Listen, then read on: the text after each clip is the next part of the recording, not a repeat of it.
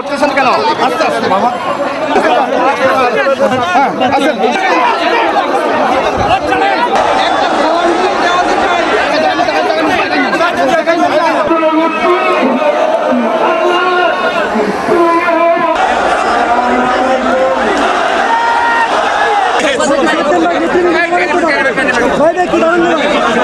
সন্তানের লাশ ঘাড়ে করার চাইতে বড় বোঝা বাপের চুলার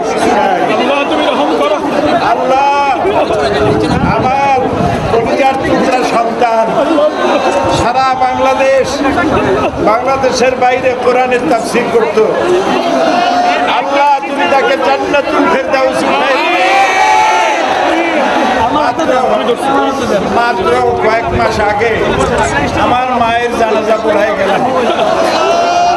আমাকে একটু সময় দিল না। আমি আমার মহিলাদেরকে আমার মা মারা গেলেন, আমার ভাইকে সান্ত্বনা দেব, আমাকে সময় দেওয়া হলো না। আমার কলিজার টুকরা বুলবুল গতকাল চলে গেছে। আমি জানতে পারলাম আজকে আসরের নামাজের সময়।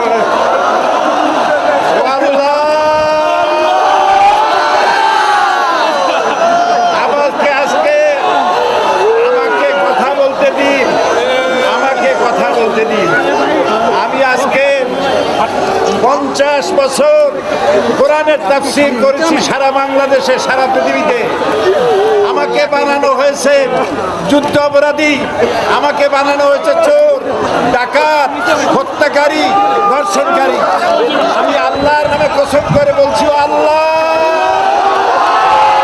তোমার জাতের কসম, তোমার ইজ্জতের কসম, তোমার সম্মানের কসম, 1971 সনের এক ফোঁটা পানি বা কাদা আমার গায়ে লাগে নাই। আমার শুধু কাজ ছিল কোরআনের প্রচার করা। নাস্তিকবাদীরা সহ্য করতে পারে নাই, জালিমরা বরদাস্ত করতে পারে নাই, যার জন্য আমাকে বন্দী করে রেখেছে।